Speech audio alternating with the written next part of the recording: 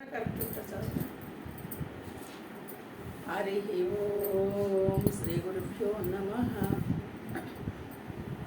श्रुतिस्मृतिपुराणानामालयं करुणालयं नमामि भगवत्पादशङ्करं लोकशङ्करं। नारायणं नमस्कृत्य नरं चैव नरोत्तमं देवीं सरस्वतीं व्यासं ततो जयमुदीरयेत्। हरिः ओं श्री गुरुभ्यो नमः। श्रीमद्भगवद्गीता ओं श्रीकृष्ण परब्रह्मणे नमः। श्रीमद्भगवद्गीता अदः नवमोऽध्यायः राजविद्या राजगुह्ययोगः। 9వ అధ్యాయము 20వ శ్లోకం। त्रैविद्या मां सोमपाप पूतपाप यज्ञैरिष्ट्वा स्वर्गं ते प्रार्थयन्ते ते पुण्यमासाद्य सुरेन्द्रलोकम् अश्नन्ति दिव्यान् दिविदेव भोगान्। చూడు మనకి ఇక్కడ ఇందులో ఏం చెప్తున్నారంటే, క్రితమ శ్లోకంలో సత్తు అసత్తు అంతా నేనేనయ్యా, మృత్యువు అమృతము అన్నీ నేనేనని చెప్పి పరమాత్మ ఈ శ్లోకంలో మనకి ఇంకొంచెం వివరం చెప్తున్నారు. త్రైవిద్యాః మాం సోమపాః పూతపాపాః యజ్ఞైః ఇష్ట్వా స్వర్గతిం ప్రార్థయంతే తే పుణ్యం ఆసాద్య సురేంద్రలోకం అశ్నంతి దివ్యాన్ దివి దేవభోగాన్. ఇది పద విభజన.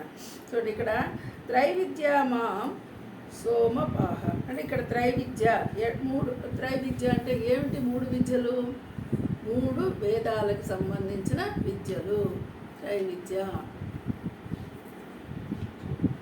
ఋగ్వేదు సామవేదములచే ప్రోక్తములైన సకామ కర్మలను ఆచరించువారు. ఇలాంటి వారయ్యా 3 విద్యలు అంటే 3 వేదాలకి సంబంధించినటువంటి కర్మలని ఆచరించేవారు త్రైవిద్య అంటే. ఇక్కడ సోమపాహ అంటే సోమరస పానము చేయువారును. ఇక్కడ సోమరసము అంటే ఒక యజ్ఞం అన్నమాట. సోమయజ్ఞము అని యజ్ఞం. ఆ యజ్ఞంలో వచ్చినటువంటి యజ్ఞశేషాన్ని రసము అంటారు. ఆ రసాన్ని ఆస్వాదించిన వారు. పూతపాప అంటే పాపరహితులకు పురుషులు. ఇక్కడ పురుషులు అంటే మనకు తెలుసు కదా, ఎవరైనా సరే. పాపరహితులు అంటే స్వర్గ ప్రాప్తికి ప్రతిబంధకాలైన దేవాది రుణ రూప పాపముల నుండి పవిత్రమనే. పాపరహితులు అంటే ఎలాంటి వాళ్ళు? మనం ఏమనుకుంటాము, ఏమీ పాపం చేయని వాళ్ళు. పాపము అంటే ఏదో చేయకూడని పనులు చేయటము పాపం. ఇక్కడ ఏం చెప్తున్నారు? స్వర్గ ప్రాప్తికి ప్రతిబంధకాలైనటువంటి వేదాది రుణ రూప పాపముల నుండి పవిత్రులైన వారు. అంటే ఎలాంటి మనకి రుణము లేదు, కామ్యకర్మలు చేయటం లేదు, ఇంకా రుణం లేదు. కాబట్టి ఇలాగా తెలుసుకోవటం అన్నారు. ప్రతిబంధకం స్వర్గానికి వెళ్ళడానికి ఎలాంటి ప్రతిబంధకము లేదు. అంటే కేవలం స్వర్గాన్ని కోరుకొని చేసే పనులు మాత్రమే చేస్తున్న వాళ్ళు, అలాంటి వాళ్ళు పాపరహితులు అంటున్నారు. యజ్ఞ అంటే యజ్ఞముల ద్వారా, మాం అంటే నన్ను, ఇష్ట్వా పూజించి, స్వర్గతిం స్వర్గ ప్రాప్తిని, ప్రార్థయంతే అర్థించువారు ప్రార్థిస్తున్నారు. మాకు స్వర్గం కావాలి, మేము పాపరహితులమయ్యాము, మేము ఈ 3 వేదాలలో ఉన్నటువంటి విద్యనంతా తెలుసుకున్నాము, ఇదంతా మేము చేశాం కాబట్టి మాకు స్వర్గాన్ని ఇవ్వయ్యా అని ప్రార్థిస్తున్నారు నన్ను. అలాంటి వాళ్ళు ఆ పురుషులు పుణ్య ఫలరూపమైన సురేంద్రలోకం. సురేంద్రలోకం అంటే ఇదిగో పుణ్యం చేసుకున్న వాళ్ళకే స్వర్గం వస్తుందని కదా మనం చెప్తున్నది కామ్యకర్మల్లో.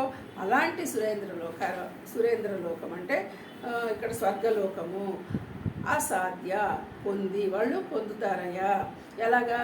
దివి స్వర్గమునందు, దివ్యములైన స్వర్గములో దివ్యములైన దేవభోగములను అశ్నంతి అనుభవిస్తారు.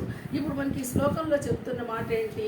మనం ఏమైనా పుణ్యకర్మలు చేసి, యజ్ఞయాగాదాలు కామ్యకర్మలు చేసి, వాటి ద్వారా పరమాత్మని నాకు స్వర్గాన్ని ప్రాప్తించవయ్యా అనేసి మనము కనుక అడగగలిగితే పాపరహితులం అంటే ఇక్కడ ఏది స్వర్గానికి వెళ్ళడానికి కావలసినటువంటి ప్రతిబంధకాలనన్నీ తొలగించుకోగలిగితే అలాంటి వాళ్ళు స్వర్గానికి వెళతారయ్యా అని చెప్తున్నారు. అక్కడ ఏం చేస్తారు? స్వర్గానికి వెళ్ళి ఈ దేవతలు అనుభవించేటువంటి స్వర్గ సుఖాలని అనుభవిస్తారు అని చెప్తున్నాడు.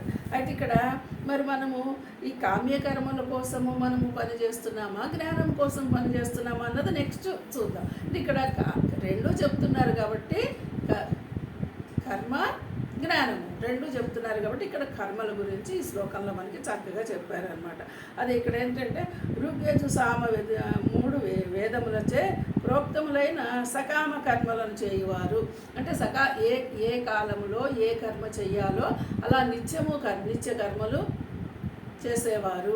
అలాగే యజ్ఞయాగాదులు ఎప్పుడో సంవత్సరానికి ఒకసారి చేసే కర్మలు కామ్య కర్మలు అంటారు. ఇవన్నీ ఈ కర్మలన్నీ చేసేవాళ్ళు పాపరహితులై నన్ను సేవించి నన్ను మళ్ళీ అడిగి మేము స్వర్గం మాకు కావాలి అని ప్రార్థన చేసి స్వర్గానికి వెళ్తారు, అక్కడ భోగాలు అనుభవిస్తారు అని చెప్పి మనకి ఈ శ్లోకంలో చెప్తూ ఉన్నారు. హరి ఓం.